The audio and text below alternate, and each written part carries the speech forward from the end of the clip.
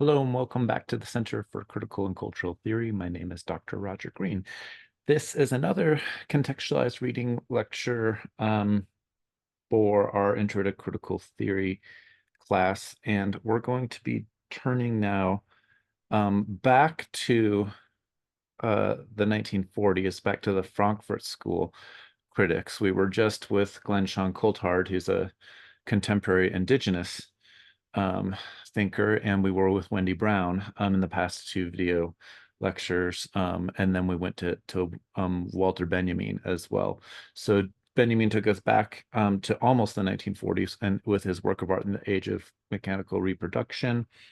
And now we're going to look at Horkheimer and Adorno. So Max Horkheimer and Theodor Adorno. Let me just share my screen here. I've got it written out. I'm a little bit more on track with my writing this week. We had to do a couple of the lectures off the cuff, just because life is moving fast. So here we are. I might step out a little bit for the script, but just it's kind of a long lecture, so I probably will just mostly be reading here. Just a couple of things. As you know, probably from earlier lectures, at this point in the Frankfurt School's career, anyway, or the Institute for Social Research has moved to the United States in 1934. Most of the big thinkers from the school are living in exile in the United States. Um, and this is being written in the early 40s. So Nazism has fully come to power. And they're in the midst of World War II.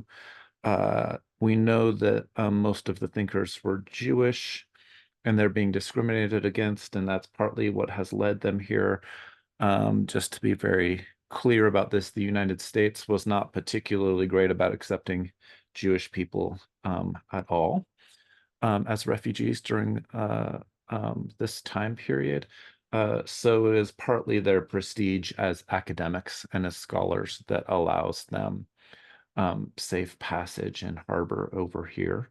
And I think that when, like anybody, so if you want to like kind of imagine what it might be like to sort of to be a refugee in a different country, I think at first, of course, they're very thankful for being able to be here, and they see some emergent possibilities for liberalism, especially the United States version. But as the war goes on and as they spend more time here, um, they are deeply skeptical, to say the least, about where society in general is heading. And so we're going to see that kind of pessimism here. That's a big part of my lecture. I don't want to just call it pessimism, though.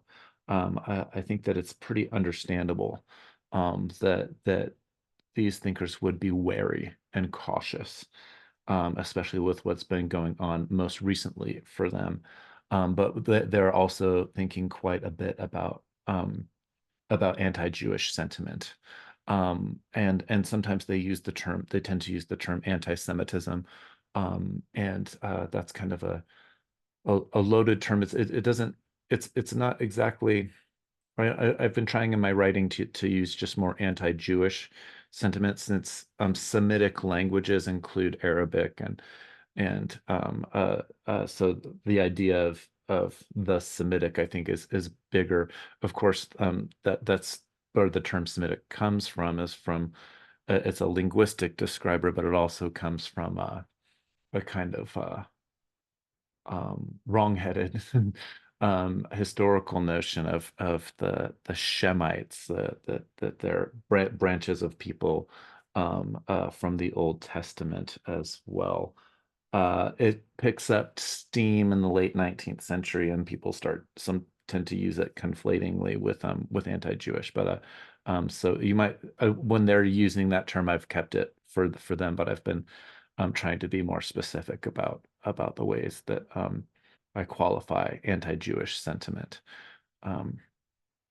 So let's just jump in here, lecture 16.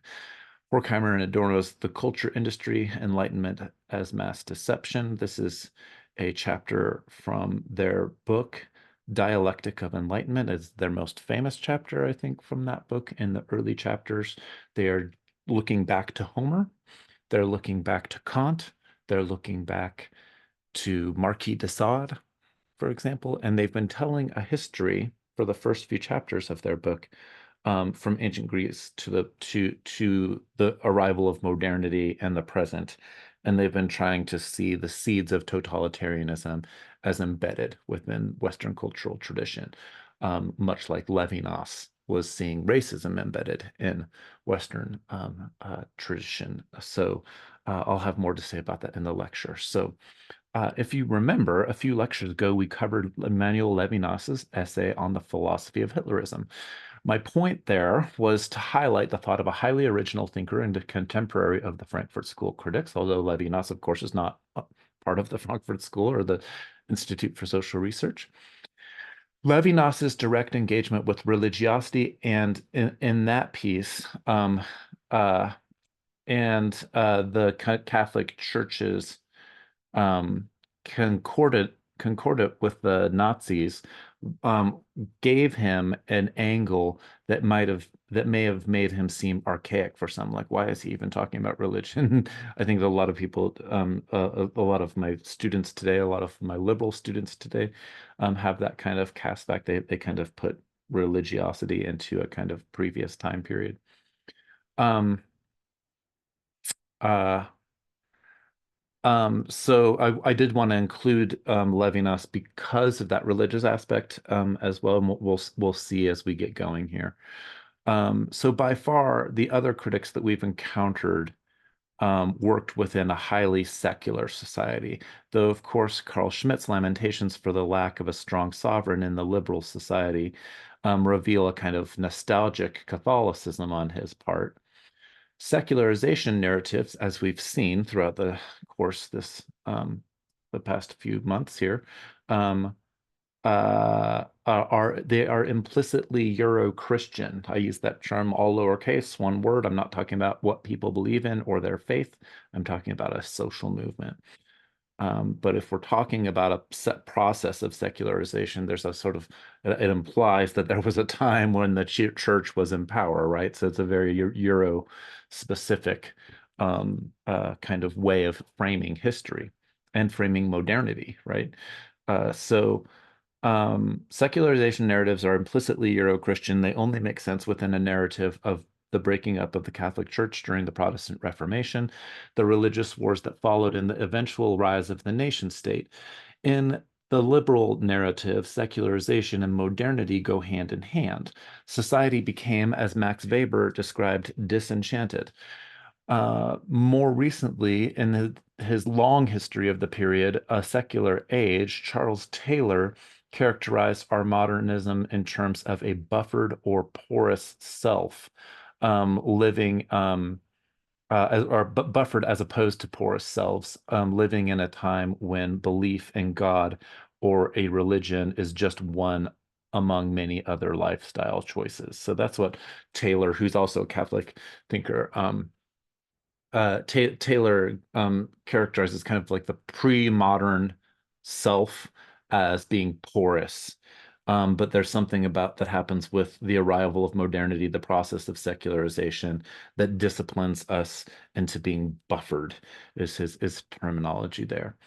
From the perspective of European Jewish thinkers, they were secular or observant Jews, or assimilated Jews, as they're sometimes referred to, modernity and the celebration of the light of reason during the Enlightenment offered both the possibility of a more equitable place in society and the danger of exposure to shifting intensities of anti-Jewish sentiment. So if you're an oppressed people, and all of a sudden society is like, okay, let's like embrace you, let's celebrate you, or you can now come out. You're not going to be discriminated against. Um, you might be a little bit wary about coming out into the open, right? There might be a kind of safety in feeling like that you're with your own kind, because how can you believe a society that's been discriminating against you for like over 1,000 years? Um, so, from Marx's family background to Feuerbach's essence of Christianity, the nature of religion shifted in relationship to nation state authority. As marginalized from the Euro Christian drama, Jewish thinkers were able to adopt a critical sight with respect to society, not unlike the two-ness of double consciousness that W.E.B. Du Bois later described with respect to blacks in the United States. It's worth it to pause for a second on the concept of race because much of what becomes modern racism has roots in religious antagonism between European Christians, Muslims, and Jews during the late medieval period. It's important to see the legacy of anti-Semitism more broadly, from the early Crusades to the horrors of the 20th century as a thread here, though of course conceptions of Jewishness have changed over time. By the early 20th century, or by the 20th century, hatred against Jews was explicitly racialized, and it remains so today.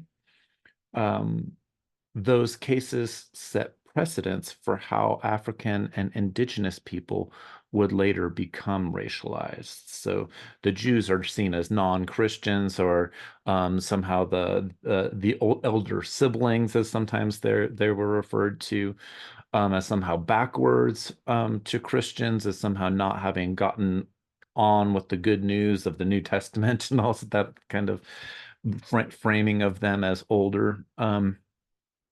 But that religious discrimination of just not being Christian becomes racial, and so that form of discrimination then turns into the thing that sets so-called white people, I call them Euro-Christians, apart from Africans and then indigenous people as well. So when we're looking at colonization of indigenous peoples and the racism against them, there's kind of a long precedent of Christian violence towards Jews that they're drawing on there. So uh, by the 20th century, hatred against Jews was explicitly racialized. It remains so today. Those cases set precedents for how African and indigenous people would later become racialized. So the cases in the medieval period, right, or the early modern period, before the so-called discovery of the so-called New World.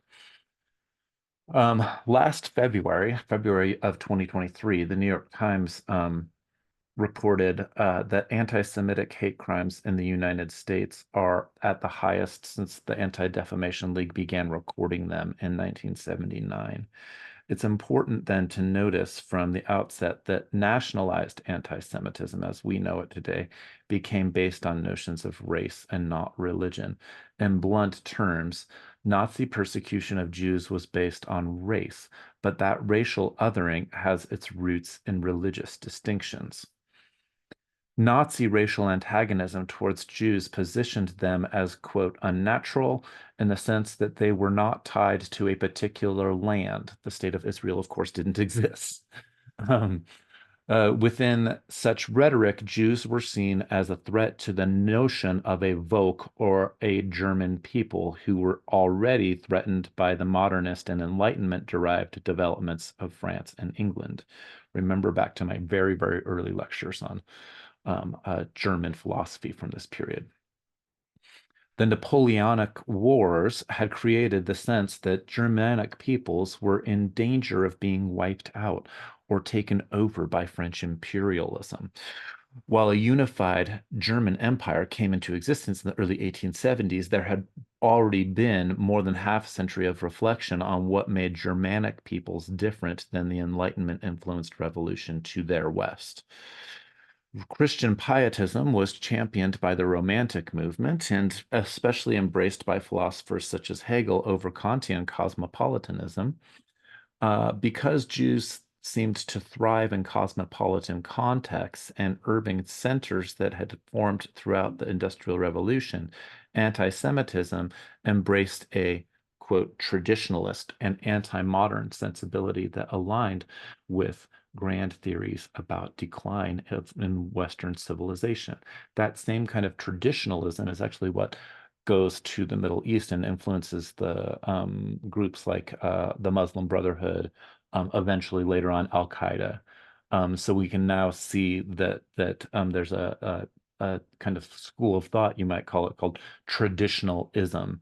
René Guénon, who's a French right-wing thinker, is kind of um, involved in that particular period. I can't go into it today, but Mirsha Eliade, who's come up in other lectures as well. There's a lot of turn towards the right. Ernst Kantorowicz, and at least early Ernst Kantorowicz, who wrote a big book called The King's Two Bodies, and really important for political theology.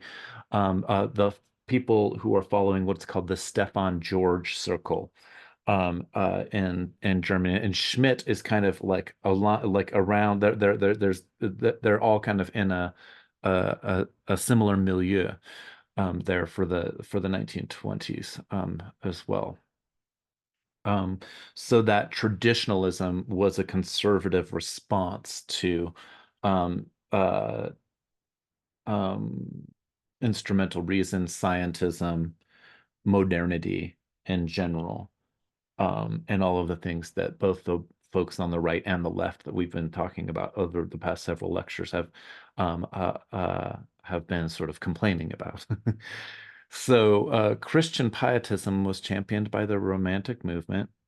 Jews seemed to thrive in cosmopolitan contexts and urban centers that had formed throughout the Industrial Revolution.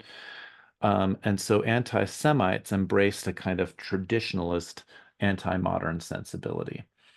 Jews, blacks, Romani, and Sinti peoples were all regarded by Nazi racialist thought as, quote, degenerate races capable of infecting the Volk, which was a dynamic concept at times in dramatic tension with emergent biological or genetic science. On the flip side, there was no singular white race. And so this is kind of weird for Americans today, my students who are in college today, that this is not how so-called white people were talked about on the continent. According to the 1930s conceptions of German Volk, it was quote, it was held to be made up of six races, the so-called white races, namely the Nordic, Mediterranean, Dinaric, Alpine, East Baltic, and Phalian races all become the white races, but some of them don't look so white, right? The Mediterranean people. And so whiteness is a dynamic concept that certainly exceeds Nazi context, especially as it relates to the largely Protestant conceptions of Anglo-Saxon race developed in England and the United States, and especially in so-called New England, with early racial laws favoring Euro-Christians appearing in the 1640s as variations on poor laws from England and primarily targeted at American Indians.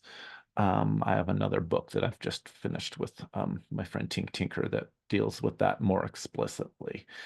So maybe you can check that out when it comes out. No release date for it yet.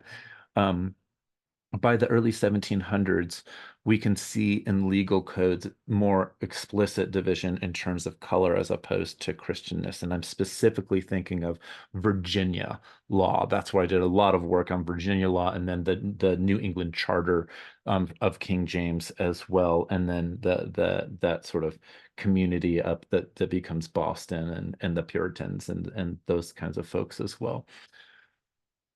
Um, so you've got Virginia and then the folks up north.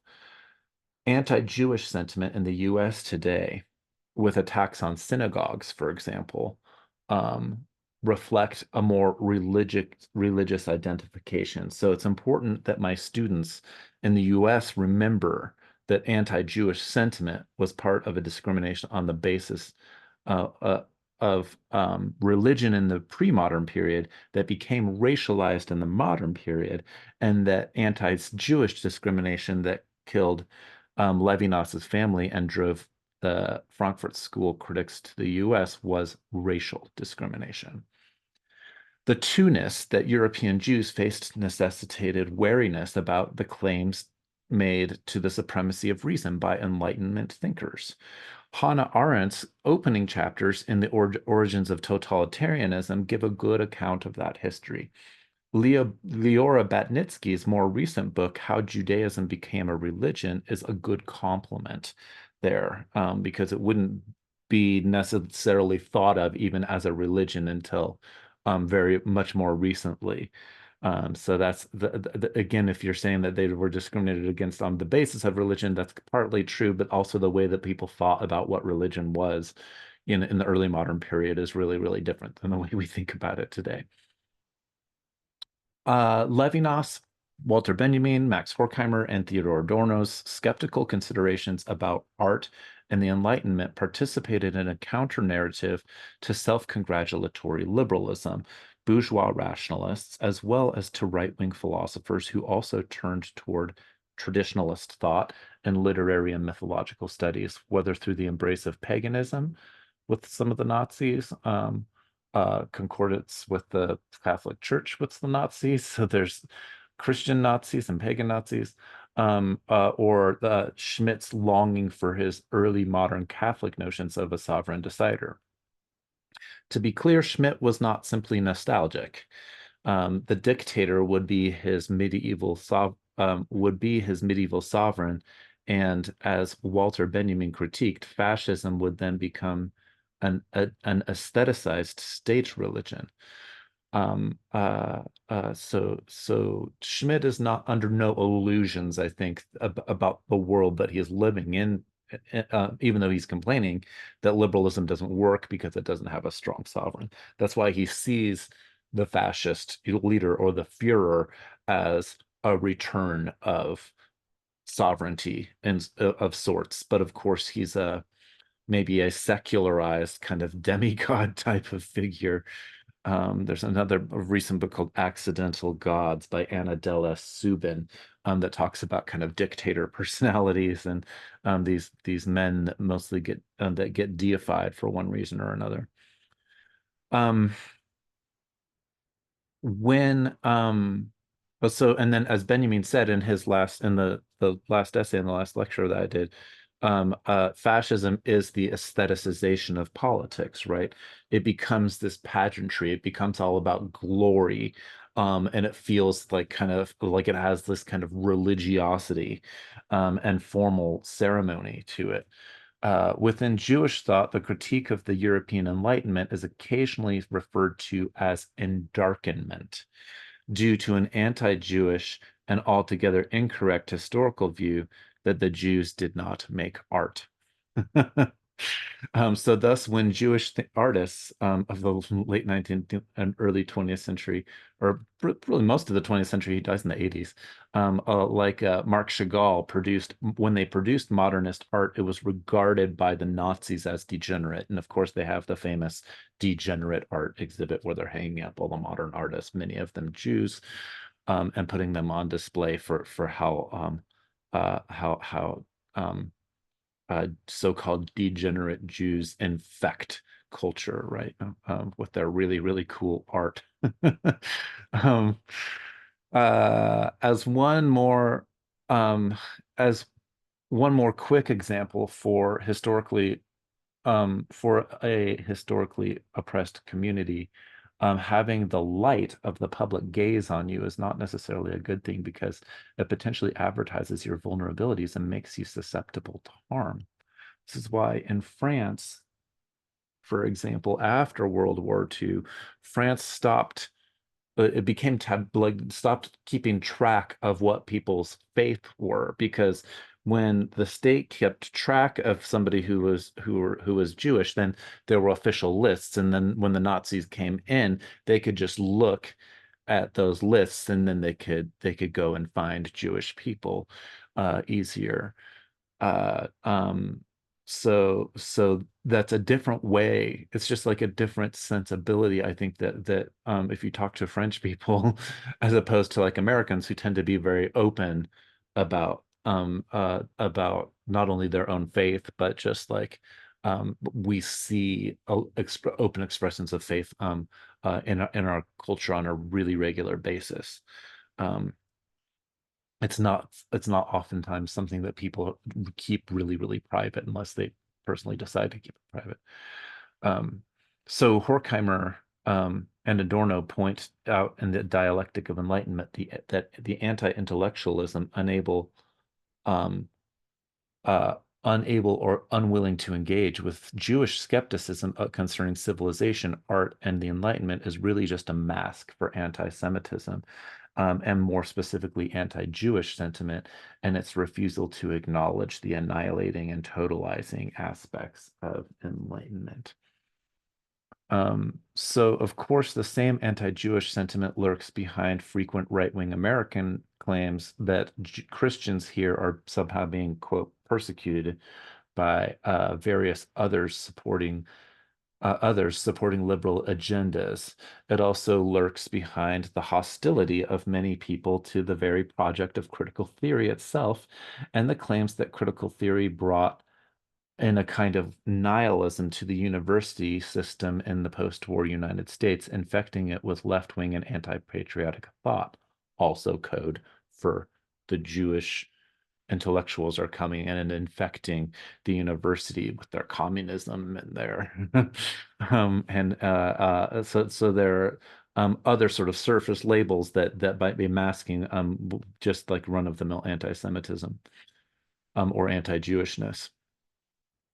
So one example of a recent book, just while I'm on the topic here, of such thinking can be found in a book called The Devil's Pleasure Palace by Michael Walsh, which was supported by the right-wing evangelical Christian activist group Family Research Council, a designated hate group by the Southern Poverty Law Center. Claims about academic elitism and resistance to intellectual language can also be easy ways to mask anti-Jewish discrimination and implicitly support white supremacist views or stoke fears about conspiracies about so-called white genocide or what we sometimes call white replacement theory.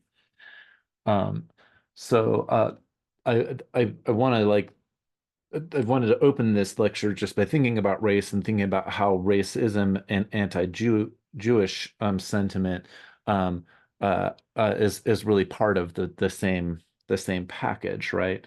And it's centuries long in the making. It's not just like that Adorno and Horkheimer or Levinas in the 20th century like are just like pessimistic negative Nellies or something like that. There's a tradition of you're marginalized of maybe being a little bit skeptical about the big craze of things and Enlightenment thought had presented itself that way, but wasn't able to get rid of its racism. In fact, Immanuel Kant is a total racist. He just believes that he's liberal in his racism. He thinks that Africans have, like following David Hume, of course, that they've never produced art, they don't have culture. He thinks that both Africans and indigenous peoples, they're just going to die out because they're not naturally as superior as the white races of Europe. And so that's right there in Kant's own thinking, right? Enlightenment-based thinking as well. Now, his policy was that like you didn't need to go and necessarily wipe these people out because he just thought that they would naturally die out. So there was no reason for Kant to like go and commit outright, just like genocide in its bloody form. But the framework of all of his thinking is basically genocidal in the sense that it believes that non-white peoples are just going to somehow magically die because they're not as healthy or not as superior in whatever ways as he saw it. So let's turn now to Horkheimer and Adorno's Dialectic of Enlightenment, which was initially published by the Institute for Social Research in 1944 and in a fuller version in 1947. Horkheimer and Adorno were living, as I said already, as exiles in the United States when they wrote this, notably in Los Angeles, where they had an eye on Hollywood. So just think about like where they were and the kinds of claims that they're making about the culture industry. So the culture industry, Enlightenment as mass deception. The early chapters of the book, Dialectic of Enlightenment, as I covered in a whole series of articles on this online site called the New Polis. I used to be a general editor of the New Polis. So back in 2019, I had a whole series where I just reread the entire Dialectic of Enlightenment book, and I was trying to put it in what I called post-secular terms. So there's coverage of the rest of the book out there, but it's mixed in. It's mixed in with other things that were politically going on at the moment and things like that. Although I did adapt one of those pieces to this lecture today. So the early chapters, as I covered in posts on the New Polis in 2019, take the reader first into the mythological reading of Homer and then into Enlightenment literature and philosophy. Like Levinas and his reflections on Hitlerism, they are attempting to trace the seeds of totalitarian impulses to a larger narrative of Western civilization. Remember that Levinas had already described racism as inherent to Western thought well before the critical race theorists of the 1980s. Um, uh, and this is like one of the reasons I think when we look back at the critical theorists, but also Levinas especially, who's not exactly a critical theorist, is like that idea that comes out with Derek Bell and Kimberly Crenshaw and Rodriguez, the critical race theory crew, that they're definitely there are earlier forms of thinking about that sort of thing. And of course, this is not to say that they are not. Derek Bell is not an original thinker. That Kimberly Crenshaw is not an original thinker in her own right. And that something like intersectionality is a really useful term for thinking about how identity works in a kind of neoliberal culture as well. But uh, uh, um, the view that a society like deeply embedded in society are the seeds of its racial or racialist sentiment um, is definitely old, right? Um, so as they end the previous chapter, right before the one that we're reading for this week, um, as they end the previous chapter, Horkheimer and Adorno have been drawing on the Marquis de Sade, on Kant, on Nietzsche. Adorno and Horkheimer criticized the shallowness of 19th century discussions of sentiment and morality against the eruptive and undiscerning character of the Enlightenment science and sublation. At the end of Excursus 2, they acknowledge a brutal truth about totalitarian society recognized by both Marquis de Sade and Nietzsche. In proclaiming the identity of power and reason, their pitiless doctrines are more compassionate than those moral lackeys of the bourgeoisie. in in the neoliberal post-secular context in which I'm reading this work, these words appear to me as a better critique of what happens in much university discourse than the merely populist claims that all academics are somehow all elitists. At the same time, the proletarianization of the university teaching leads many lecturers, adjuncts like myself, and out-of-work scholars to resent the image of the university as it's portrayed in the media and popular culture and neoliberal privatizers. We are anything but elite when we are teaching 4 or 5 universities part-time with no health insurance or job security in an environment where consumerist-oriented student ratings of instruction and the whims of upper administration decide whether your work is marketable enough to maintain a declining student enrollment. Um, but yeah, and that, the popular image of the professors, like, oh, like, like have like a wood paneled office that's like really big with like leather chairs, I mean, I might as well like, ride my horse home to my estate and put on my smoking jacket or something like that before I retire with a glass of brandy to go to bed. This is just not like what most professors' lives are like. It might be really great to be a tenured professor at Yale or Harvard, and those people might definitely be elites in an academic sense, but that is not the way that it is for most of us. And in some of our fields in the humanities, this is a statistic for history that was recent. Maybe it's a little bit changed now. It's a few years old now, but I remember like 80% of tenured track jobs go to people from like Ivy League institutions. But um, by far, the most of us who are teaching, the majority of people who are teaching in universities are not actually the tenured folks. So that's a problem. Right? Don't lump all professors into one category. Um, as the economic squeeze tightens, the neoliberal reaction formations are exacerbated, and spaces become toxic with academic competitiveness. This is like it's a hard place to be these days is on public universities. Claims of, quote, virtue signaling abound from all sides, almost as a device to preemptively remove any discourse on justice or ethics. Instead, and this goes for kitchen table discussions as well as academic politics, people often confuse moral sensibility with something intrinsic to one's nature. If we increasingly believe that people are unteachable, that they are merely expressive of their social media bubbles, then education becomes merely the installing of governmentality's structures within demographics, statistics, and intellectual categories such as learning types. As we return to the early critique of mass media by Frankfurt School thinkers, we might want to consider that current context. And I've, of course, like expanded on the university situation because I teach, I pay my rent, barely, but I pay my rent by teaching in universities. Adorno and Horkheimer open their chapter, The Culture Industry, by returning to a sociological view with which they had begun the book.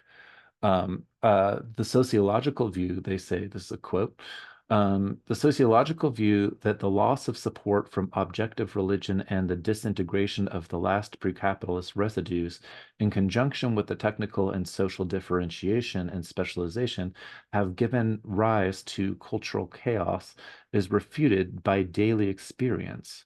Culture today is infecting everything with sameness. Culture, in a way, I think for them, a way of thinking about this is that culture has somehow kind of replaced the way the function of religion in contemporary society. Eduardo um, Viveros de Castro, great anthropologist, has a really good way of talking about this. He says we talk about culture today in the ways that people used to think about religion, right? It's good insight there. Um, so is culture, like in Schmittian terms, is culture just like the secularized theological concept of religion itself, right? If all concepts, political concepts are their root theological concepts, right, from way back at in political theology. So it's interesting that the way that they're telling this historical view and they're looking at culture itself, like they're looking at groups. So this is part of what critical theory does in general, right? When we only focus on a disdain for pop culture in their words, so like a lot of people have said, like, oh, Adorno, he was just such a snob, and he hates jazz, and he's only into like European art music, and that in one sense that I think that is true.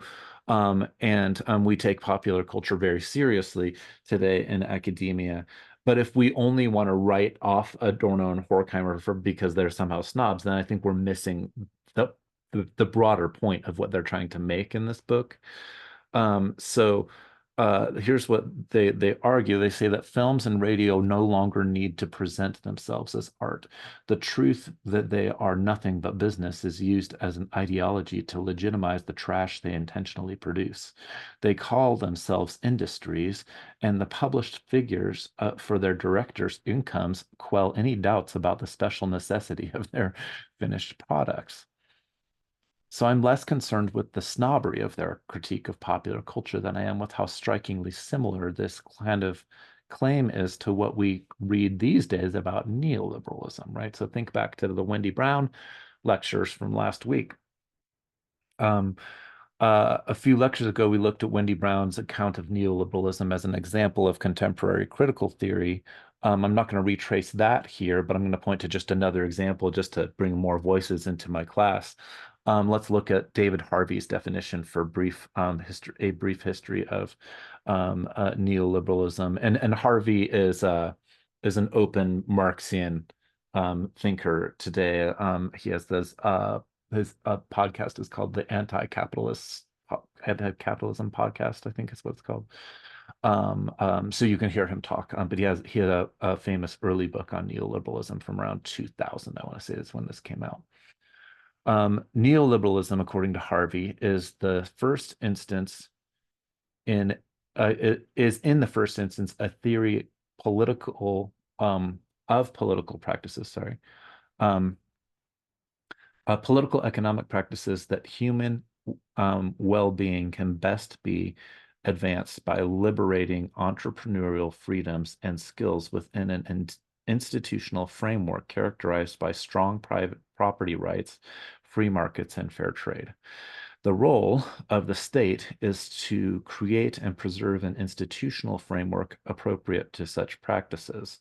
The state has to guarantee, for example, the quality and integrity of money. It must also set up those military, defense, police, and legal structures and functions required to secure property rights and to guarantee, by force if need be, the proper functioning of markets. Identity categories in this context of neoliberalism, right? Identity categories, when politicized through neoliberal identity politics of an oppressive state, become a form of mimesis with respect to a machine of total war.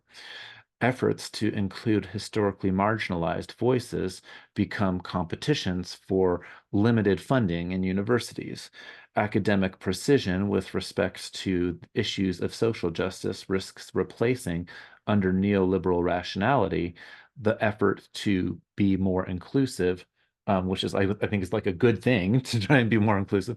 But what happens is that the effort is to be more inclusive, it gets replaced with competing identity claims and causes that in turn must be marketed to the widest possible public to demonstrate its effectiveness amid increasing austerity measures that are exacerbated by a larger divestment in all things public, and public education in particular. So as more people are being included, the funding is disappearing altogether, right? You can look at it in a racialized way too, that like the big democratic opening up of universities in the 1860s that allow so many people more access to higher education, that the revenge on those people, and many of them not being necessarily Euro-Christian or white folks, right? That as those people, the non-Euro-Christians are able to come to school, that's when neoliberalism says, oh, school doesn't matter anymore, right? School, no, like, and we shouldn't fund public schools anymore. Or there's like analysis of the social problems or something in public in public schools, and so there's a shift to charter schools and private schools and all sort of but sort of what's behind that is that the democratization of education also expanded access of education to groups of people that were not historically able to get that, right? So you need to think about like things in a bigger picture, I think, than just your school down the street.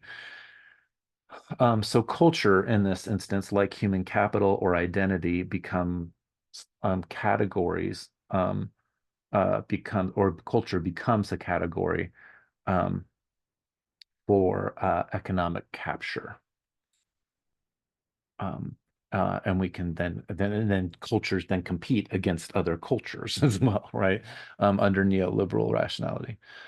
So back in the 40s, Horkheimer and Adorno presciently quipped, quote, automobiles, bombs, and the films hold the totality together until their leveling elements demonstrates its power against the very system of injustice it served. And outside of cultural critique, it is, quote, steel, petroleum, electricity, chemicals, industries that have more power than the culture industry. Quote, the relentless unity of the culture industry bears witness to the emergent unity of politics. There's a collapse to what Marcuse is later going to call one dimensionality with consumer culture and or mass society.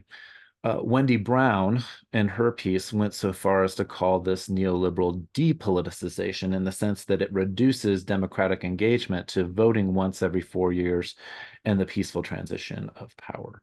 Horkheimer and Adorno are reading this as a form of emergent fascism. So it is the one dimensionality that's being broadcast to people is forming them into one large political group.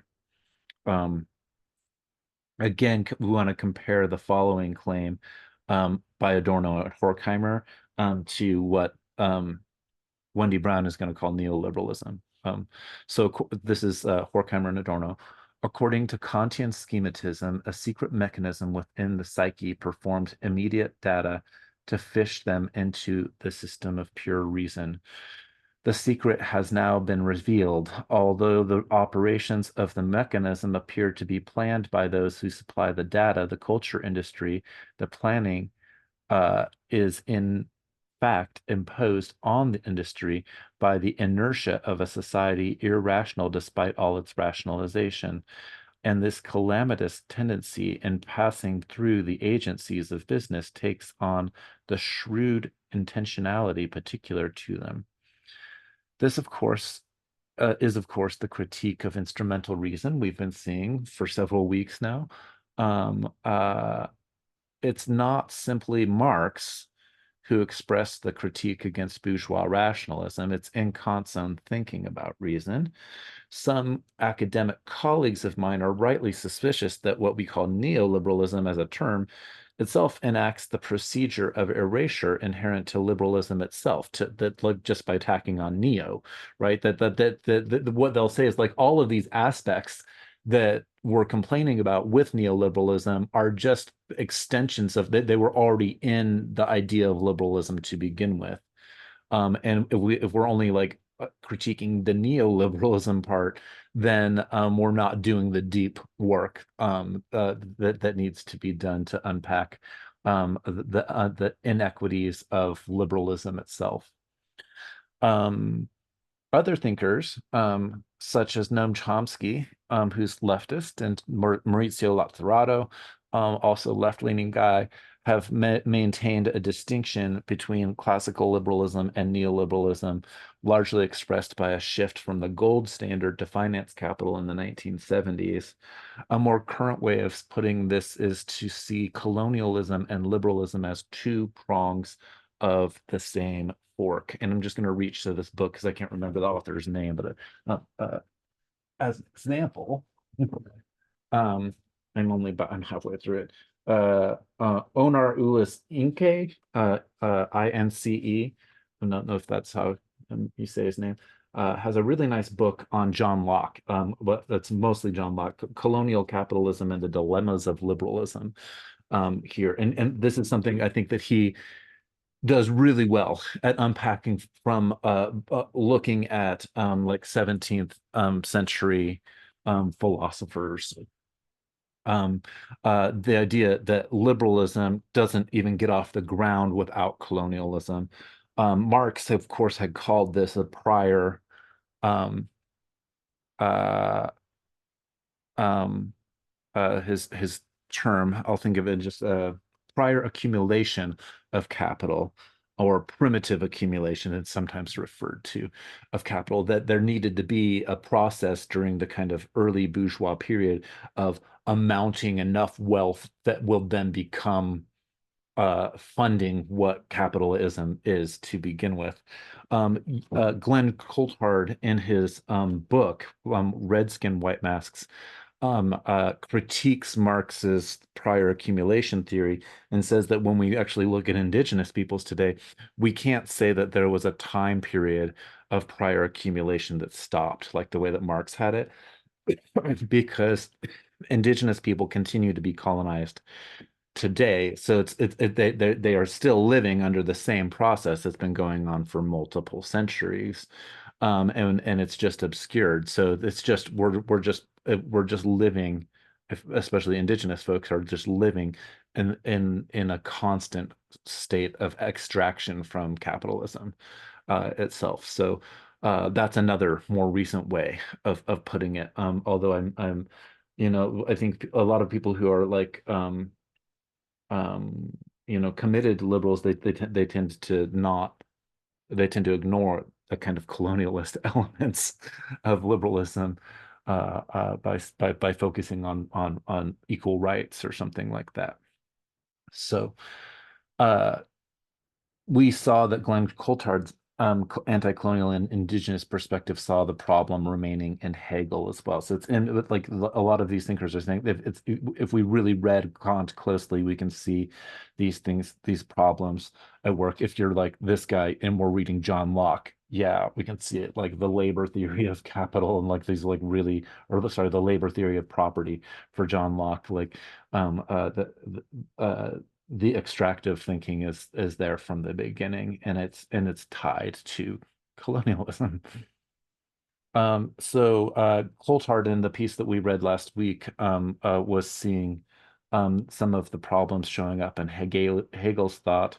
Coulthard saw in Frantz Fanon's critique of Hegel the fact that he cannot account for the psychological oppression of the colonized subject. So while liberal progressives can applaud the shift away from the slavery or the politics of recognition with respect to indigenous peoples, that very form of recognition becomes a tool of historical erasure and obscuring of the internalized colonization by the oppressor.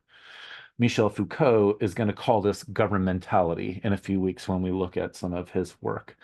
So I'm kind of setting us up for the later parts of the course. What Adorno and Horkheimer are saying here in their chapter is that the culture industry becomes a disciplining force that allows for the capture of irrational and unconscious sentiment of the masses for totalitarian control.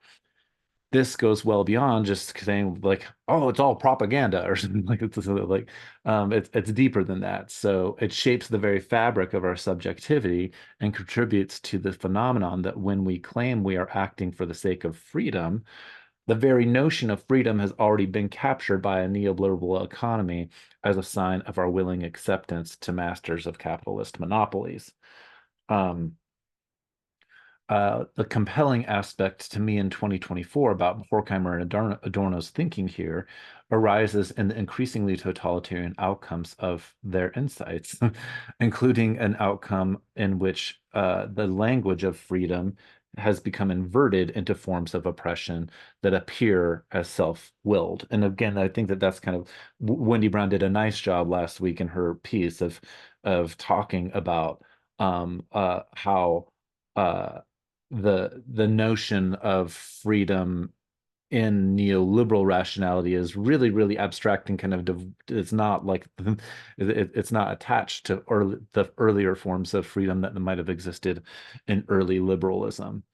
Another way of thinking about the freedom thing is that the early liberalism is a freedom from things, a freedom from the king getting you to put you in prison without telling anybody why, like the Magna Carta, right? The writ of habeas corpus, right? That is a process of like being free from oppression.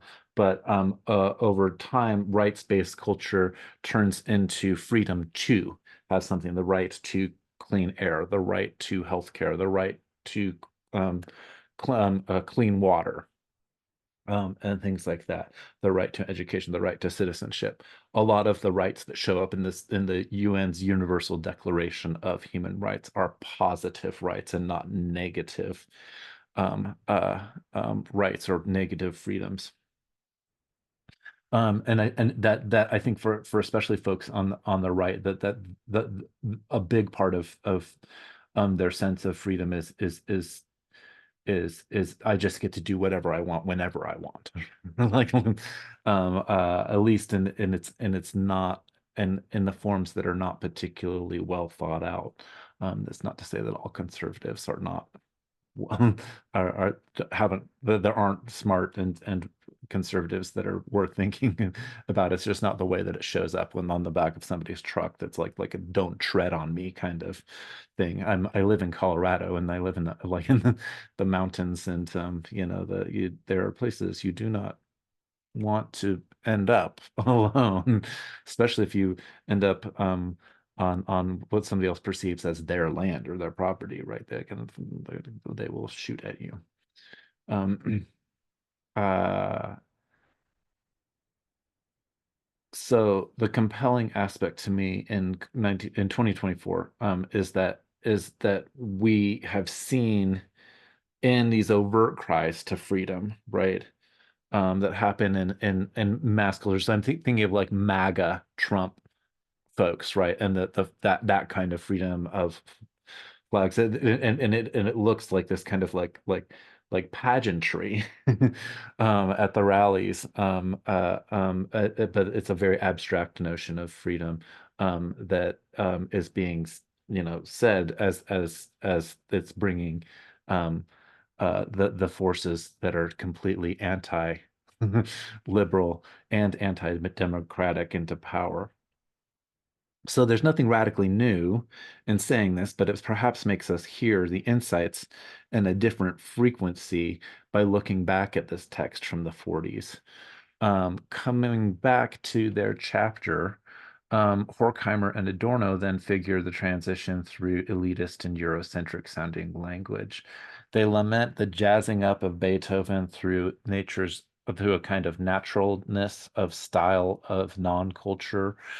While I, as a jazz musician and fan, have no intention of defending their snobbery, their larger point isn't a lamentation for the loss of a particular bourgeois culture, so much. So they're not like calling jazz like um, uh, the music of the N-word or something like the way that the Nazis characterized jazz music, right? As uh, that's not what they're and they're not lamenting it by just thinking like, oh no, we only want to listen to real Beethoven or something like that.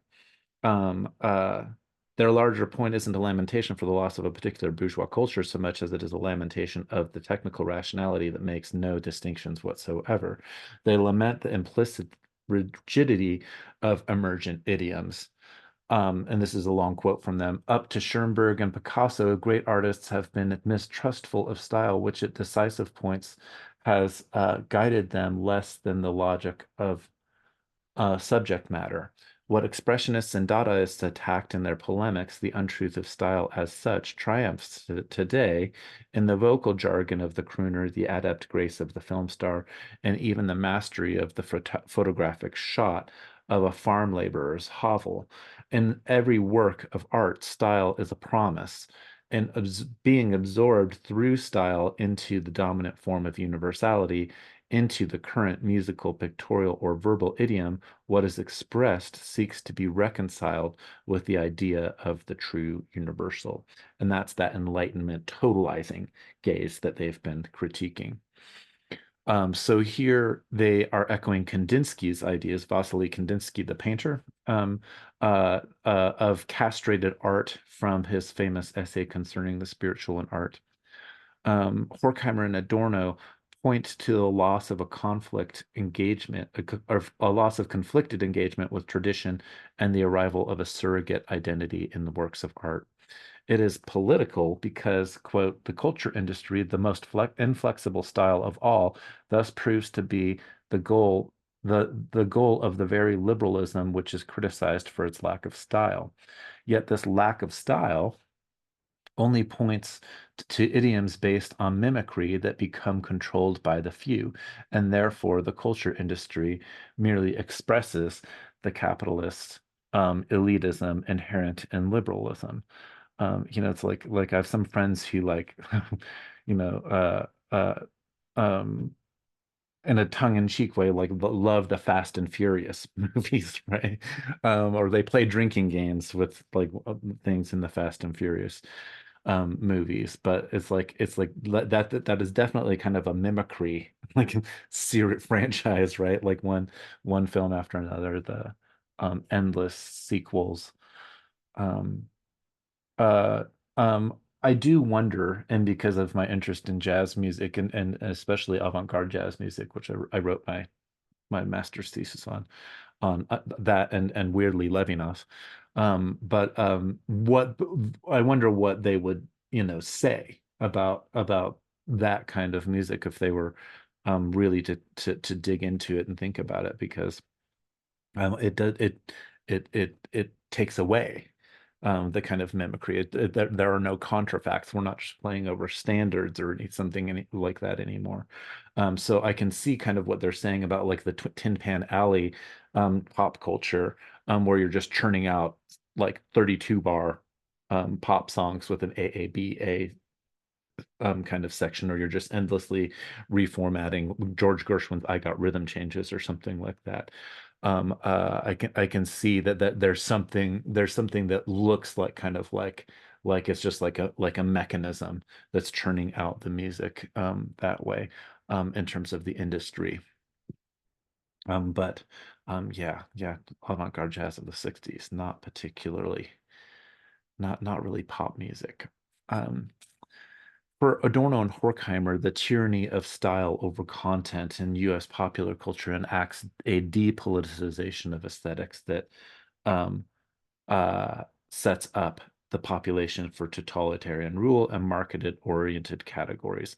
And I have that D in parentheses there. It's either the politicization in the way that they're saying, because they're saying people are becoming totalitarian, or if we're talking from a liberal like Wendy Brown's perspective, then it's the depoliticization of democracy, right? It's the gutting of the civic culture that she believes we need to hold on to hang on to liberalism, right? So fascism, as Benjamin said in the last lecture, aestheticizes politics, but fascism also depoliticizes politics by removing the necessity for discernment and choice. This is difficult to understand because Marxism critiques the individuality inherent in the bourgeois rationality. One needs to remember that Marx never said that the individual doesn't matter, nor was he saying that the individual rights don't matter.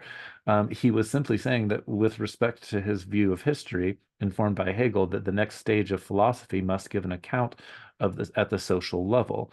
He believed entirely that the bourgeois shift from feudalism that created early capitalism was a good thing historically. It's just that in Marx's own moment and in the 1840s, when he's like, emerging as an adult writer, um, that he's trying to give an account of how things are then, right? So the problem for Marx was that the bourgeois order only benefited a select group um, of individuals who aspired to quote freedom, and so to claim that bourgeois freedom is a really good thing, why can't if freedom is really good, why can't other people have it? Right? Like, why can only certain people have the rights and privileges and of course the money and the wealth? Lenin then, as we saw, tried to advance a society based on rationalism, but with Marx's critiques of bourgeois individualism in mind. Soviet socialism was proposed as a quote as quote rational at the social level, even if the outcomes of that rationality were deemed entirely unethical and irrational in the so-called West. Leninism made the mistake at the level of the state of thinking that the state could be subordinate, could subordinate all social desires to an irrefutable unfolding of history in which industrialized capitalism gave birth to communism. Liberalism literally, quote, capitalized on the idea that such a system inherently denied free expression, while Leninism advanced on the ability of a public conception of the future good of humanity. It was always, as with Marx and later critical theorists, a rather rational ethical question of just how to proceed. In other words, there was a practical quality, but both Marxists and liberals relied on, to a certain extent, on human rationality.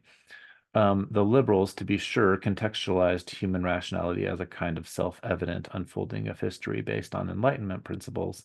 The Leninists, in contrast, saw a real necessity to revolt against bourgeois rationality for the very reason that it promoted a false notion of what freedom actually is. Thus, Leninism and Marxism more generally was never about just the subjugation of individual expression, as ill-informed liberals would and still continue to frame the issue. Leninism wrongly expected people to self-sacrifice in order for global equity. Importantly, Marx himself had no way of conceiving the emergence of something like Leninism or any other variant of his thought that would emerge in the 20th century. So blaming Marx or Marxists is relatively unproductive and irrelevant, yet that is mostly what happens even today, even among my university students who misread my discussion of Marx as if it were this Manichaean all-out war against between Wile E. Coyote and the Roadrunner, right? Like this, like it's like Cold War Americanist thinking, like the evil communists and like the good guys. There's so much of American foreign politics is it frames itself in these Manichaean ways, and it says that the American exceptionalism that we're such an exceptional place that we're inherently the good guys all the time.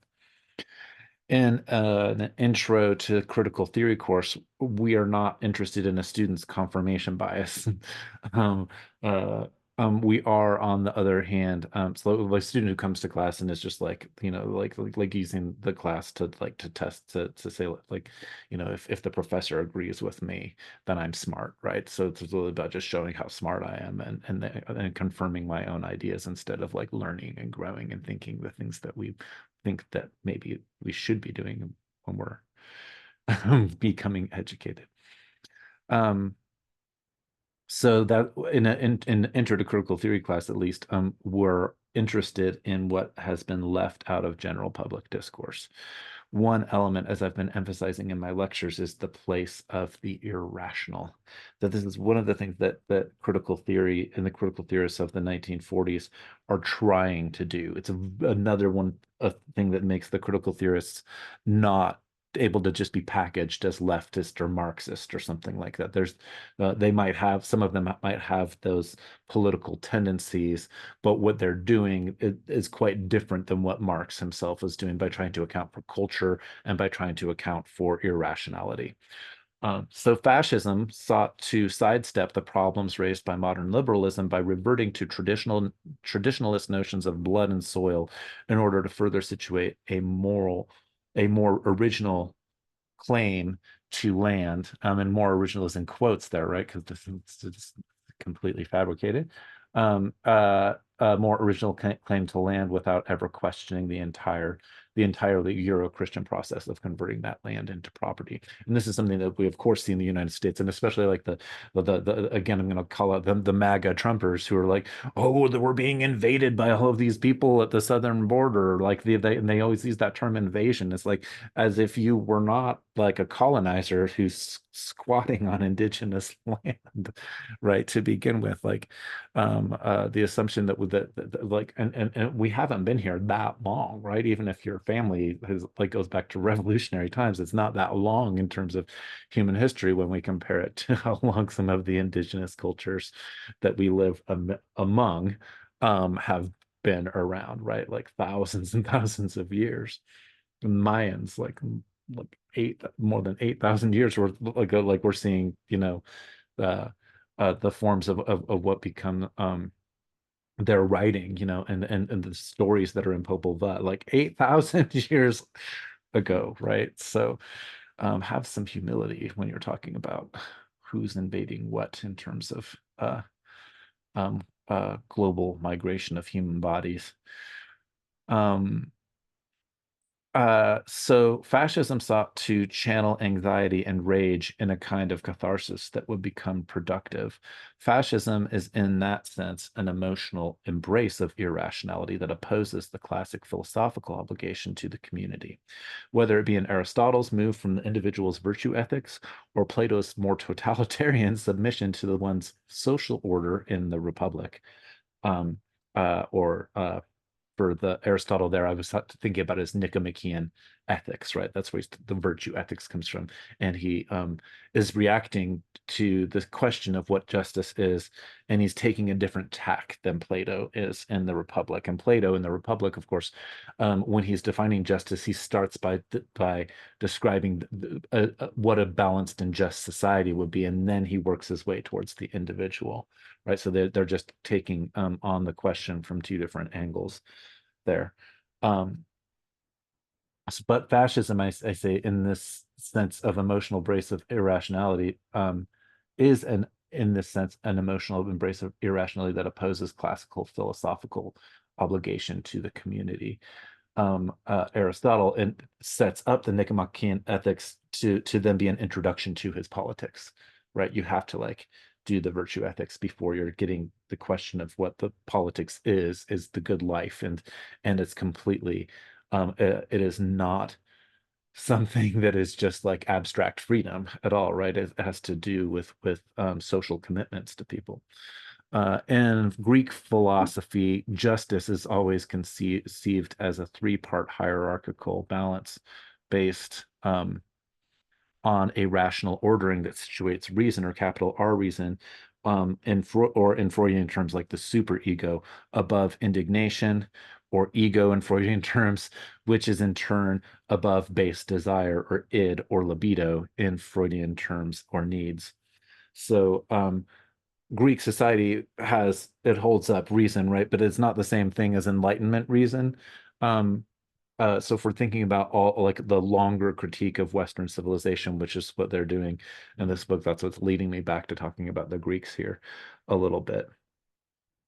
Um, uh, Fascism presents itself as a kind of irreducible channeling of the unconscious towards socially realized objective reality, in quotes there, premised on the priority of the indignant ego, not on the rational superego that realizes what social obligations might be, right? It's a kind of coalescence or a condensation of a social will. Fascism is a kind of refusal of individual reason. It sacrifices individual reason for the quote reason of the state.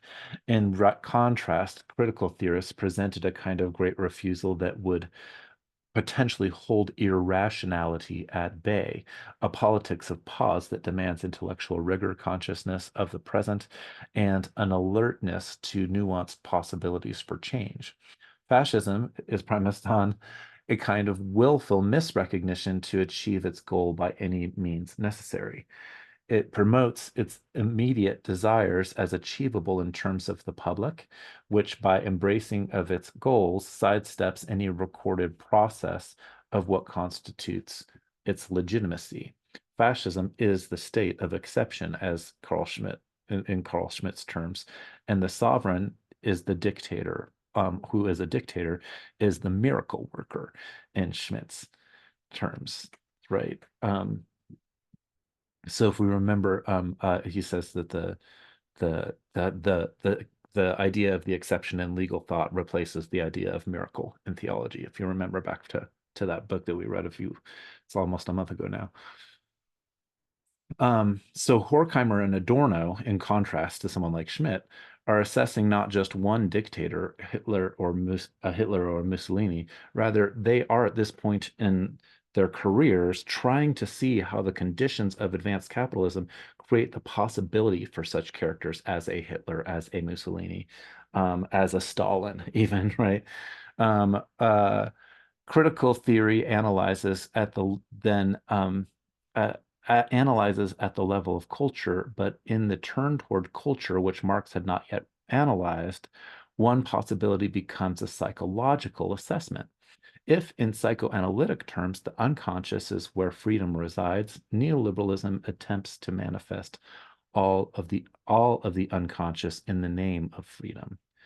It takes all of our insides and makes it all public. It gives us cameras, like we're always on someone else's screen. We're just um, uh, our both our interior lives and our embodied lives are captured somewhere else, right? So that's one of the ways I think about what neoliberalism is it tries to like destroy the unconscious. Like we can watch porn whenever we want for basically for free, right? Like all of your desires can be can the most base desires can be had at a moment's notice, and we just like and we can even celebrate those types of I don't know if we have some sort of sexual perversion or something like that.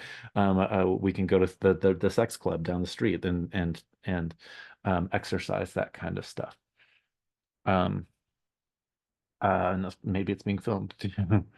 Um, so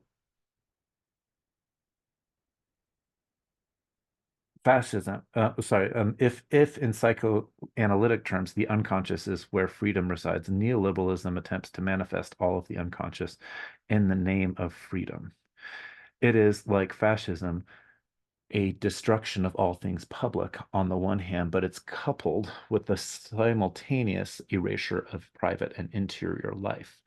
And the longer it does this, the better the artificial intelligence gets. And it's another thing that's just what AI does, right? It just keeps capturing and capturing everything. And like, like there's no such thing as copyright. And now these like, writers are trying to sue the AI companies for just like all human ideas are just now information that it can be had and captured by our AI devices. The AI is like the technical version of something like neoliberalism, right? Um, so uh, part of what is indeed manifested in neoliberal conditions then is the darkness of the psyche. The contradictions that drive neuroses and psychoses emerge violently. And so, with that, um, we verge closer to war. We see the things like Israel and Gaza today, for example. We see Ukraine. We well, those in the United States have it pretty easy compared to lots of places in the world, right? But the world in general in the post-COVID years, like there's more and more violence erupting all over the place. It's not to say that there wasn't violence in the world beforehand, but it is definitely manifesting in very extreme and scary ways. So neoliberalism is not the term that Horkheimer and Adorno use, but when I think what we see when we look at their work is that they're already onto the critique. That it's almost like they see it coming, right? A lot of these thinkers see it coming. Um, so what they do, so what I say here is that they're suspicious that liberal society can open a doorway for totalitarianism. So part of this comes from their historical analysis, of course. That's another thing that critical theorists do. So we have a historical, oftentimes material historical element to our work. We're looking at society. We're trying to account for culture. We're trying to account for irrationality, right? So part of this comes from their historical analysis. Horkheimer and Adorno point back to Alexis de Tocqueville, French writer, wrote this big book called Democracy in America in the 19th century. Um, in trying to assess the psychological capture, they also anticipate Michel Foucault's work on social formation in one of his really famous books, Discipline and Punish. I just have Michel Foucault in here a couple of times because we're going to get to him later on in the semester. This is a quote. So the analysis of de Tocqueville 100 years ago has been fully borne out in the meantime. Under the private monopoly of the culture, tyranny does indeed leave the body free and sets to work directly on the soul. The ruler no longer says, either you think as I do or you die. He says, you are free not to think as I do. Your life, your property, all that you shall keep. But from this day on, you will be a stranger among us. Um, so they turn so this kind of society of conformism, right? It's going to show up in like the 1950s and famous books like The Man in the Gray Flannel Suit. There's going to be a lot of sociological theory about conformist society that comes out after this. So Adorno and Horkheimer then turn their attention to the film industry and the Hays Code, which is a censorship code in Hollywood. What appears at first as a democratization of art in Hollywood becomes a conflation of art and entertainment in an effort to remove all ennui or all boredom, and to provide constant stimulation. I mean, just think of what they would say about the internet or binge watching Netflix or something like that, right? Um, Despite the availability of the entertainment industry cutting across all classes, it does not allow for anything like a proletarian revolution, but instead enables a totalitarian control. The design of the culture industry, according to Horkheimer and Adorno, is an economic complement to this emergent complex within so-called liberal or so-called free society. While much of this critique may seem dated, we ought to hear its resonance in an era of not only social media violence, or like, unfortunately, teenagers who are killing themselves because of social media. Um, so we should hear its resonance not only in an era of social media violence, whether it's mass suicides or incitements to mass shootings, but also when parents let their children die while raising virtual ones. So I'm referring to a specific case here. Some years ago, The Guardian, which is a UK newspaper, reported that a South Korean couple obsessed with raising a virtual child in a video game let their real daughter starve to death. It's like a very like sad and picture of something that's happening in um, mass media driven culture. Um, and I have a citation there, so if you want to look it up, you can. Um, it's what is that? Just Mark Tran, girl starved to death while parents raised virtual child in an online game. It's from 2010, so it's a little white, um, uh, some years ago. So less dramatically, we might say anyone exhausted from a recent Netflix binge ought to recognize that, quote, the enjoyment of violence done to film character turns into violence against the spectator, and thus distraction becomes exertion. I'm distracting myself by zoning out with TV, and then that becomes like an effort. Like I've got to keep up with all of the seasons of whatever. And as that is happening, of course, I'm not activating and thinking and creating and doing all of the critical theory work that's necessary. So as Horkheimer and Adorno say, quote, the lack of exploiting the given technical possibilities of fully utilizing the capacities for aesthetic mass consumption is part of an economic system which refuses to utilize capacities when it is a question of abolishing hunger.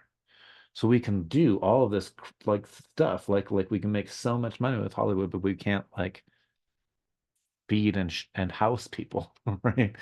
Um, Amusement becomes work, and our amusement, as our social media accounts attest, works for capitalism as free labor. Every time we're on Facebook or Instagram, we're doing free work for free by maintaining our identities while these companies are making butt tons of money from us just going on and scrolling down our phones and engaging with all of this stuff willingly and for free, right? So that's another way of that kind of capture that neoliberal rationality says that we're free. It's like, oh yeah, like look look at my identity on my Facebook page, and then it's like I'm just handing away all of my private life and access to my identity.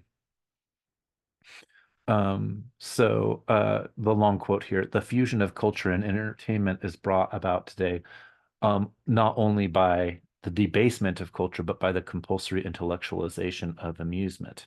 This is already evident in the fact that amusement is now experienced only in facsimile in the form of cinema photography and radio recording. In the age of liberal expansion, amusement was sustained by an unbroken belief in the future.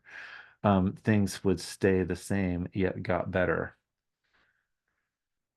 Just after this section, Horkheimer and Adorno briefly return to their mythological analysis, which they began their book with, by rooting the mechanism of the culture industry's equalization of high and low art within Aristotle's notion of catharsis. So they start using tragedy as and it's something that had come up earlier on in the book as well. But it's interesting how they're reaching back to Aristotle, and they're using the concept of tragedy is something that he explores in his Poetics, where he's analyzing the Oedipus play by Sophocles as being the prime example for what Greek tragedy does.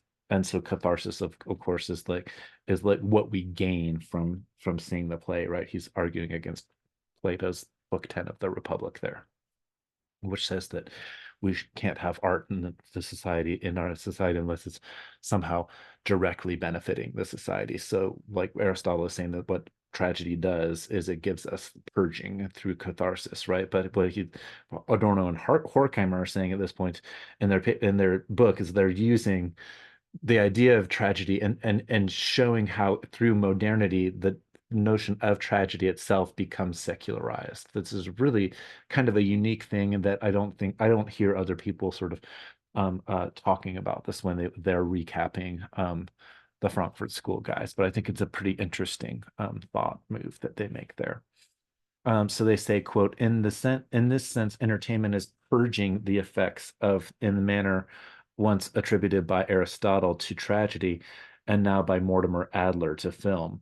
The culture industry reveals the truth not only about style, but about catharsis. Um, in this sense, in a sense, this is an updating of Marx's famous line about religion, right? Of religion being the opiate of the masses. Entertainment or culture, the culture industry, is the new opiate of the masses for Adorno and Horkheimer as they're updating that kind of thing.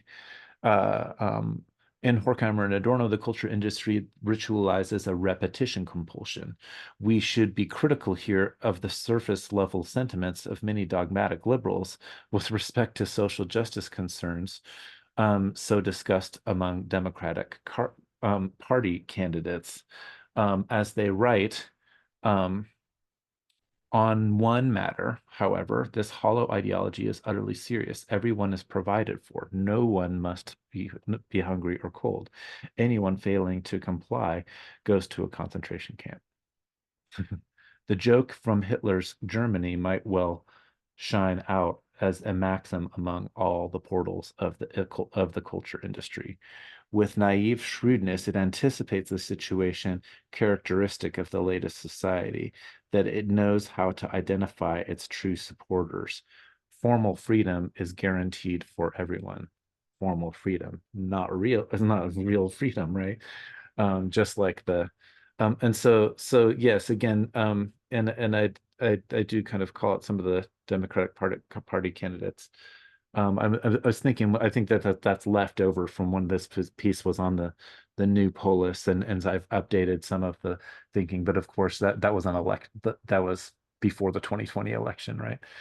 So that was, I'm sorry if that line seemed confusing to you. I'm just going to take it out. Um, uh, um,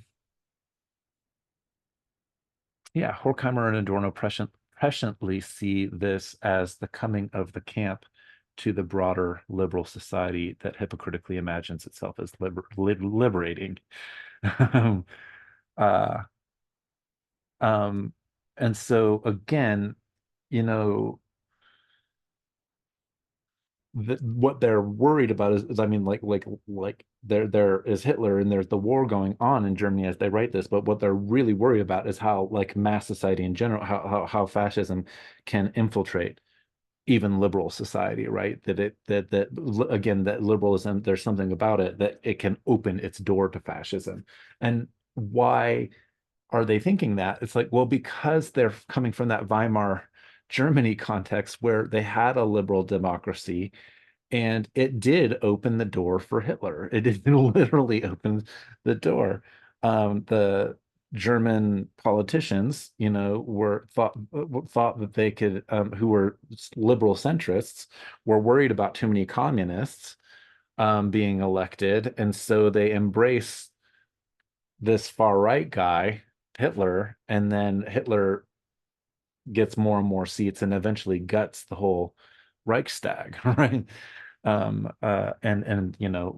sets the Reichstag on fire and then blames it on the communists, that uses it as a ruse to lock up the communists, and then has another election without the communist people there that helps them come into power. So they I think that they have the right, they've earned the right to be really, really suspicious, right?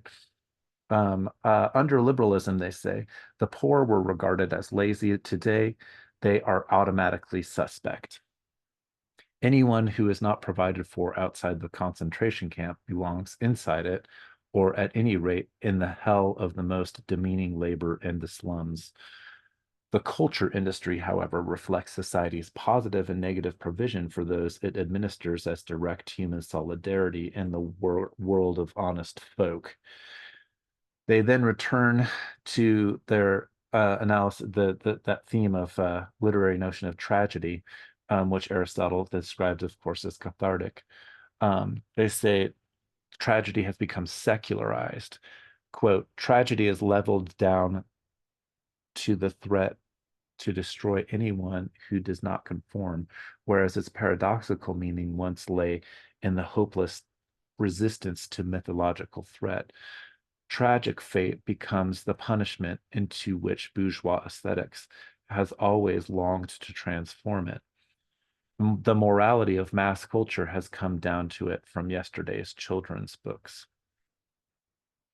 Again, I think it's important to understand the quote and darkened historical context that these Jewish critics, even the secularized or so-called assimilated ones, often write from. We have to resist the tendency to just conflate Horkheimer and Adorno's sense of humanity with the humanism of the Enlightenment. Um, Continuing with their chapter, they write, quote, existence in late capitalism is a permanent rite of initiation. Um, this language presciently describes not only the workings of the culture industry, but the lifestyle experimentations among liberal youth in the 1960s and even today in 2024. Um, uh, but remember, Horkheimer and Adorno were writing this in the 1940s, and so if when we put it in its historical context, it's like pretty perceptive work that they're doing here. They say, quote, today tragedy has been dissipated in the void of the false identity of society and subject, the honor of which is still fleetingly visible in vacuous semblance of the tragic. But the miracle of its integration, the permanent benevolence of those in command who admit the unresisting subject while he chokes down his unruliness, all this signifies fascism. They then quote, the liquidation of tragedy confirms the abolition of the individual. Here again, I want to emphasize that the importance the Horkheimer and Adorno tacitly give to the literary aesthetic notion of tragedy. It's weird, like, and this is again, if we now you can maybe see, hopefully, why I threw somebody like Carl Schmitt into this intro to critical theory course, because like they are talking about the secularization process. They're talking about liberalism, but they're using really different kinds of examples by using like Greek tragedy. Whereas for Schmidt, he's going to be basically using Jean Bodin and um, Catholic theorists of sovereignty. Um, he's going to still say that there's this process of secularization. He's going to point out problems with it. But it's interesting that they use like a pagan um, poetics here to talk about tragedy being put that way. If you don't read much literature, or a way to think about this is like in literary theory, and this is definitely on their minds, is that in modern literature, we see the common person becoming the focus of the story, but in ancient literature, in like Oedipus or something, like there, it's all about the nobility, right? And kings and these kind of great figures. And modernity comes and it turns it on its head, right? Where we see poor and working class people. We like the Charles Dickens novels, for example. Another a play that comes out not exactly when this book comes out, but it's of this period is Death of a Salesman, right? Where there's like Willie Loman, right? Low man. And he's living a completely unremarkable kind of existence, and that's like the secularization of tragedy. I think that might be another an artistic way of thinking about this. While we might be habituated to imbue the sentiment as lamentation, there is something nostalgically humanist in such an interpretation. Uh, but again, as I said above, I don't think that we don't want to confuse Adorno and Horkheimer's sense of human tragedy or their nostalgia for something humanist with exactly like Enlightenment humanist rationality. And that'll become clearer when you read later Marxian thinkers, because they come out pretty strongly as anti-humanists. But if you're just learning about this stuff for the first time, it's really hard to see why they would not be into um, like what feels like, well, what are you don't believe in humans or something like that? And it's like what they're really talking about is the kind of critique of a particular notion of humanity that's embedded within Euro-Christian culture, right? So recent Caribbean thinkers, right, like Sylvia Wynter, for example, um, uh, uh, who sees that tied to the Euro-Christian, to the racialized aspect of the Euro-Christian project, um, uh, will talk about Black life as being not human life, as being something else, or what the this guy Alexander Wehelier, who's a Black feminist writer, has a notion called habeas viscus. It's about the inner guts of uh, of of society. It's a really nice book, and some really good critiques of classical critical theorists and Michel Foucault as well. So it's just bringing us up into the present. And that kind of critique of humanism is not the same thing as like post-humanism. That's just a different topic altogether. So I do think that there's something nostalgic here, though, going on in their humanist in this interpretation. They start talking about pseudo-individuality. They say the pseudo-individuality produced by the culture industry is a mask for the contradictory individuality fictionalized at the birth of liberalism itself. So liberals say, oh, we have a free society, or I believe in freedom, but it's a fictionalized version that we have to kind of trace back to the roots of liberalism itself, which is not, I mean, it's a much more nuanced and sophisticated reading of liberal rationality than, say, like what that we have in Marx, where Marx is critiquing like bourgeois rationality. I think that they're digging at something much deeper. So as they say, quote, no individuation was ever really achieved. We just tell ourselves that we're free. Um, the poetic structure of the individual, what in a really great book, Jerome Schneewand called The Invention of Autonomy. It's just a history of moral philosophy from that time period, early liberalism, right? Is present from the outset of modernity itself. With a reference to Max Weber, Horkheimer and Adorno wrote, um, the National Socialists knew that broadcasting gave their cause stature as the printing press did to the Reformation. The Führer's metaphysical charisma, invented by the sociology of religion, turned out to be finally to be merely the omnipresence of his radio address, which demonically parodies that of the divine spirit. Um, I mean, it's like you almost think that maybe Schmidt would partly agree with that kind of sentence, right? Although he was definitely a lover of Hitler. So uh, and this parody of divine spirit that they're pointing out here is indicative of the medium itself, be it radio or television or the internet. They go on and they say the abolition of educational privilege by disposing of culture at bargain prices, um, they write, uh, does not admit the masses to the preserves from which they were formally excluded, but under the existing cultural conditions contributes to the decay of education and the progress of barbaric incoherence. Again, we ought to resist simply reading such phrases as just pure lamentation, or just like, oh God, stop griping, Adorno and Horkheimer. Um, uh, I want to resist that and attend to like the ways that they are describing the situation, right? So with reference to culture itself, they write, quote, culture is the paradoxical commodity.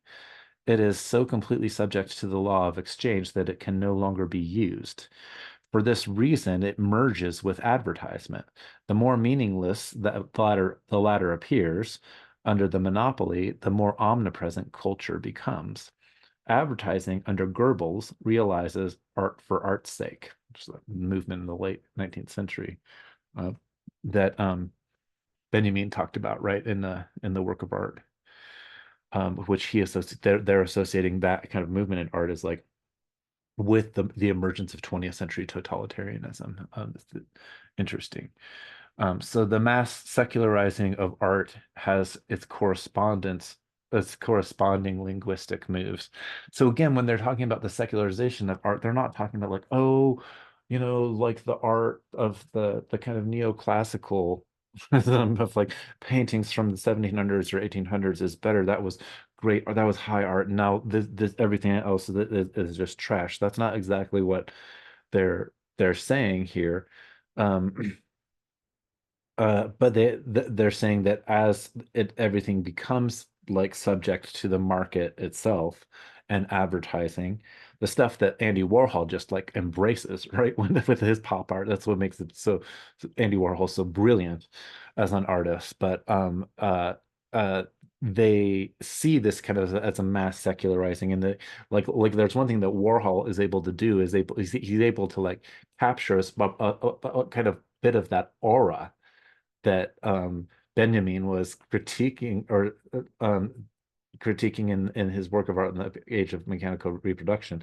Warhol's able to kind of like look at the copy of the copy of the copy like he does with his Marilyn Monroe's or the Elvis Presley's or the Campbell soup can, and he reorients it so it has a kind of aura to it. Like it's a that like there's almost a kind of like magic to the pop art, right? Um, so the mass secularizing of art has its corresponding linguistic moves. Horkheimer and Adorno write, quote, the demythologizing of language as an element of total process of enlightenment reverts to magic. In magic, word and content were at once different from each other and indissolubly linked. Surname use becomes less dominant, interactions more informal, assuming familiarity, signification. You can just see them like hang out with Americans, right? Like Europeans kind of hang out with Americans in Hollywood and have a nice day. Do you really mean what you say when you say that kind of thing? Thanks so much. We Americans like to over emote things. And I still feel like it's funny to talk to Europeans who come here and that they're like because they think that you're making fun of them, right? Like because they think how could you be so have a really great day. how could you care about me so much? You don't even know me, but you're acting, you're saying, using this kind of language like you really, really give a crap about me. So yeah, it's read as rudeness, and maybe there's some truth to that. Um, so signification here, they say, is consummated in the sign. Um, this again, I think if we're gonna put this into the context of our class, and I've been throwing neoliberalism into this lecture today, this is a parallel to my correlation that neoliberalism's an attempt to remove the unconscious by making everything manifest. Um, as they close their chapter, they write, quote, "The most intimate reactions of human beings have become so entirely reified, even to themselves, that the idea of anything particular to them only survives in extreme abstraction." The discourse, so it's not just freedom, right? It's not just like neoliberal freedom. It's like all sorts of our interactions with each other have become insincere. The discourse of critical theory recognizes the reification as the production of false needs, which compel us even when we know that they're false. I really need my day at the spa.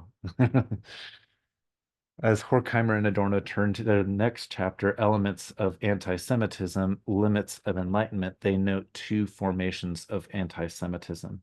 I want to end with this a little bit, like jumping into their next chapter, just because I opened up with a bunch on anti-Semitism, and that's really what's hovering around this text, right?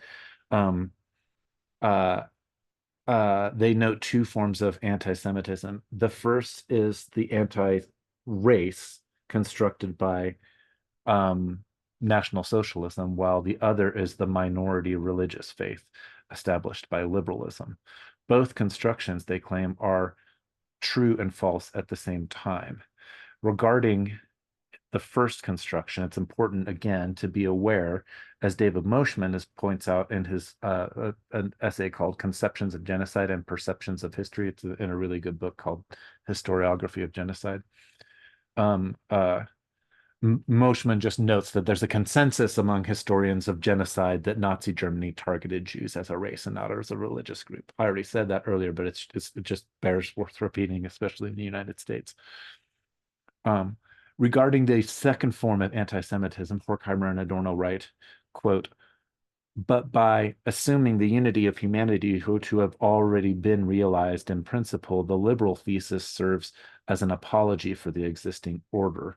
The attempt to avert the direst threat of minority policies and the democratic measures is ambiguous, as is the defensive strategy of the last liberal citizens. Their powerlessness attracts the enemy of powerlessness.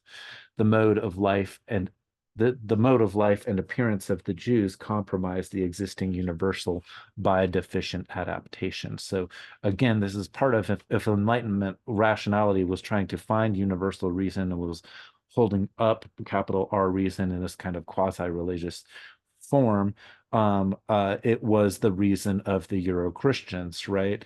And it did not end up being good for Jews. It just created a society where the concentration camp could emerge to deal with difference, right? Where you tell people that they're free, but they're not free. Or like Fanon said about why master-slave dialectic from Hegel doesn't work for the colonized subject, because the colonized subject, um, like the master, like the the slaves are just freed. So now they're just free, right? It's like, but no, Fanon is like no, because there's a cognitive element of colonization, colonization of the mind, we might call it, that we have to unpack as well, and that's what the work of psychology and the work of someone like Fanon, right? So Horkheimer and Adorno then take their critique of this articulation to the formations of a Jewish national community, but that formation is for them built upon a persecuted identity, which only reaffirms a liberal order that is inherently violent toward them. as Horkheimer and Adorno articulate with respect to Jewish persecution, quote, anti-Semitism is a well-rehearsed pattern, indeed a ritual of civilization, and the pogroms are true ritual murders. They demonstrate the importance of what might have restrained them, reflection, meaning, and ultimately truth. The mindless pastime of beating people to death confirms the drab existence to which one merely conforms. They characterize anti-Semitism and as a blindness and a lack of intention, which allows, in the letting of loose of rage, for any group to be exchanged with any other. Um, and such is the indiscriminating nature of neoliberalism and its inheritance of anti-Semitism, which speaks to in no small way to the prevalence of evangelicalism and the rise of the Christian right among policy shapers of neoliberalism, who were, by the way, both Democrat and Republicans so far as U.S. politics goes. And I think just like as one more sort of aspect of this, um, when we look at, say, uh, um, anti-Muslim sentiment, when we look at pictures, I've seen a few scholars have sort of pointed out that like the ways that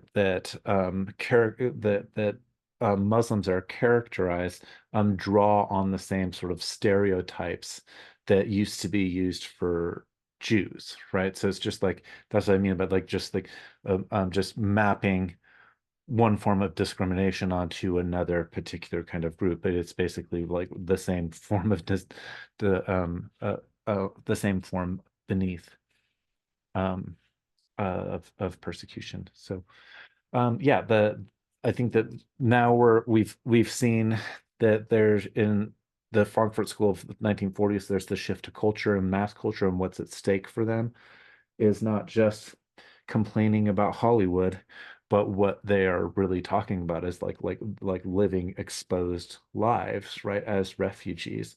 And of course, the book comes out before the state of Israel is declared, so we can't really talk about what um, at least not in this talk about what their reactions are to that particular development.